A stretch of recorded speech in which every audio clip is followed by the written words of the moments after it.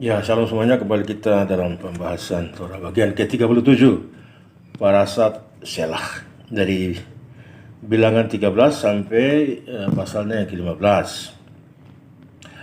Pengajaran oleh Rabbi Yossi Ifes. Bagian Shelah diakhiri dengan mitzvah menempelkan sit-sit ke tepi pakaian yang bersudut empat. Mengapa? Agar kamu mengingatnya dan memenuhi perintahnya. Untuk mengilustrasikan hal ini, Talmud menceritakan tentang seorang pria yang sangat teliti tentang ketaatan terhadap tzitzit, dan yang kemudian diketahui sebenarnya dia adalah seorang siswa yeshiva. Siswa yeshiva ini mendengar tentang seorang pelacur yang sangat cantik yang beroperasi di sebuah pulau yang jauh dan menagih 400 koin emas untuk jasanya. Siswa ini kemudian mengirimnya uang dan memesan kamarnya, perempuan tersebut ya. Pertanyaannya, apa yang dilakukan oleh seorang sarjana Taurat pemula yang terlibat dalam kesenangan semacam ini? Tampaknya juga sangat tidak mungkin bahwa pria ini memiliki uang sebanyak itu untuk disisihkan. Jadi apa yang dia lakukan dengan menghabiskan begitu banyak uang dalam petualangan ini? Sebaliknya, di sini ada seorang individu yang menjalani kehidupan biasa sesuai dengan kecenderungannya yang saleh, tetapi yang mulai mempertanyakan apakah dia kehilangan kesenangan duniawi. Jadi, dia memutuskan untuk mengejar apa yang tampak baginya sebagai petualangan paling mewah ke dunia dosa. Dia akan habis-habisan untuk mengalami puncak kesenangan dan melihat tentang apa itu semuanya. Dia tiba di sebuah gedung mewah. Di ruangan inti ada sebuah kamar dengan 7 tempat tidur. 6 dari perak dan 1 tempat tidurnya dari emas. Setiap tempat tidur lebih tinggi dari yang berikutnya dan dapat dicapai melalui tangga. Di puncak terbentang wanita pelacur yang telah dibayar begitu banyak untuk dikunjungi. Segala sesuatu tentang momen itu dirancang untuk menjadi luar biasa, mengalahkan indera. Tapi saat siswa ini mulai melepaskan jubahnya, pinggiran sit-sitnya menampar wajahnya. Seperti yang disarankan Rasi, ini bukan kebetulan. Tangan ilahi sedang bekerja mengingatkan dia tentang siapa dia dan apa nilai-nilainya. Tertegun, pria itu tergelincir dari tempat tidur dan merosot ke lantai. Wanita pelacur itu pun bergabung dengan pria ini di sana. Wanita ini bingung karena mengetahui hilangnya minat dari siswa ini yang tiba-tiba. Dia berkata kepadanya, "Saya bersumpah demi kehidupan kaisar," saat itu Israel dijajah sama Roma ya, "bahwa saya tidak akan membiarkan engkau pergi sampai engkau memberitahu kesalahan apa yang engkau temukan dalam diri saya yang membuat engkau kehilangan minat." Kata pria itu kemudian, "Saya bersumpah bahwa saya belum pernah melihat wanita secantik engkau. Tapi ada perintah unik dari Tuhan yang disebut sit-sit." Dia melanjutkan dengan menjelaskan pentingnya mitzvah sit-sit sebagai pengingat kesetiaan kita kepada Yang Maha Kuasa, yang memberi penghargaan dan menghukum. Meskipun telah menghabiskan begitu banyak uang, dan meskipun telah menempuh jarak yang begitu jauh, tetapi dihadapkan oleh perasaan sit-sit pun menghentikannya. Dihadapkan oleh pesan sit-sit, ya, pesan sit-sit ini pun menghentikannya. Dia telah mengalami setidaknya sekali dalam hidupnya kesenangan fisik tertinggi, hanya untuk menemukan bahwa ada sesuatu yang memiliki daya tarik yang lebih besar daripada seseorang, hubungan mereka dengan Tuhan. Terlepas dari kemewahan dan daya pikat, bahkan di hadapan janji puncak keinginan manusia, ia menyadari bahwa ada sesuatu yang lebih diinginkan, yudaismenya, yaitu kepuasan rohani.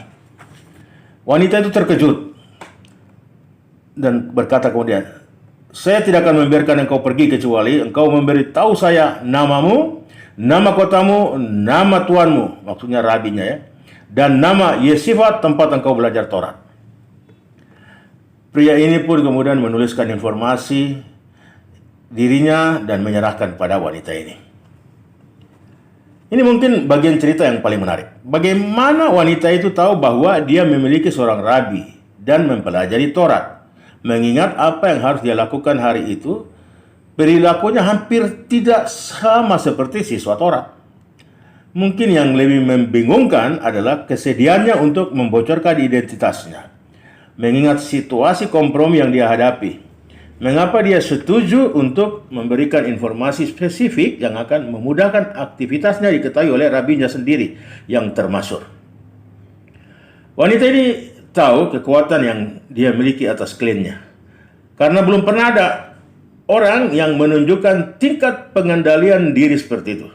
Ya, dia menyadari bahwa hanya seorang dengan kekuatan batin yang unik yang akan mampu menahan godaan dan rayuannya dengan cara yang baru saja dia saksikan. Hanya seseorang yang telah diilhami oleh Taurat yang akan begitu berubah oleh tanda sisit yang menyapu wajahnya. Baginya jelas bahwa ini pasti seseorang yang telah ditanamkan nilai-nilai Taurat, seseorang yang pernah belajar di Yeshiva. Dia tidak bertanya apakah dia punya rabi, tapi siapa rabinya. Orang seperti itu tidak terjadi begitu saja, tetapi merupakan produk dari apa yang sudah diinvest bertahun-tahun. Terlepas dari semua sifat memalukan dari situasi ini, pria ini tahu bahwa dia telah menang dan telah mencapai kebesaran. Dia tidak menyembunyikan apapun, dia telah membebaskan dirinya secara mengagumkan. Kita hanya bisa berspekulasi tentang apa yang pria itu harapkan akan terjadi selanjutnya. Tetapi tidak mungkin dia meramalkan apa yang akan terjadi. Kagum dengan apa yang terjadi, wanita itu memutuskan untuk membuat beberapa perubahan dalam hidupnya sendiri. Dia kemudian memberikan sepertiga dari kekayaannya untuk kekaisaran dengan imbalan untuk izin pindah agama. Sepertiga kekayaannya dia bagikan kepada orang miskin dan sisanya dia bawa bersamanya. Wanita ini pun kemudian berjalan ke Yeshiva dari Rabi Chia yang agung, guru pria itu. Rabi, perempuan ini menuntut, tolong berikan perintah agar mereka membuatku menjadi mualaf atau convert ya, masuk ke Yudaisme. Rabi Chia merasakan bahwa sesuatu tentang ini tidak biasa. Kemudian Rabi bertanya, apakah kamu mungkin pernah melihat salah satu muridku? Kemudian wanita ini mengeluarkan catatan yang diberikan kepadanya oleh pria itu, menandakan bahwa dia telah menyaksikan keajaiban yang telah menghilaminya untuk menemukan Yudaisme. Rabi Chia memahami dampak besar pertemuan ini terhadap mereka berdua. Dia menyetujui permintaannya untuk pertobatan dan memberikan persetujuannya untuk pernikahan. Pergi, dapatkan hadiahmu, kata Rabi kepada perempuan ini. Ya, spray-spray yang tadinya kamu letakkan untuknya dengan cara yang dilarang, sekarang kamu dapat meletakkannya untuknya dengan cara yang diperbolehkan. Artinya Rabi menerima wanita ini convert ke Yudaisme dan menikah dengan siswa Yeshiva dari Rabi Chia ini, ya, yang dia menang tadi di dalam pengendalian dirinya tadi.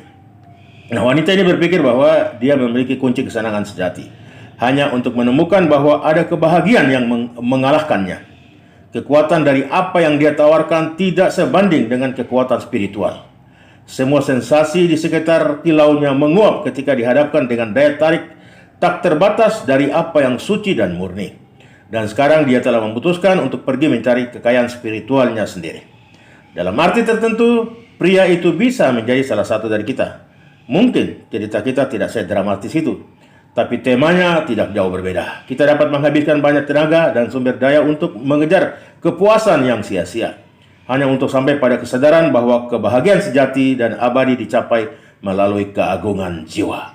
Toda Rabba, Shabbat Shalom.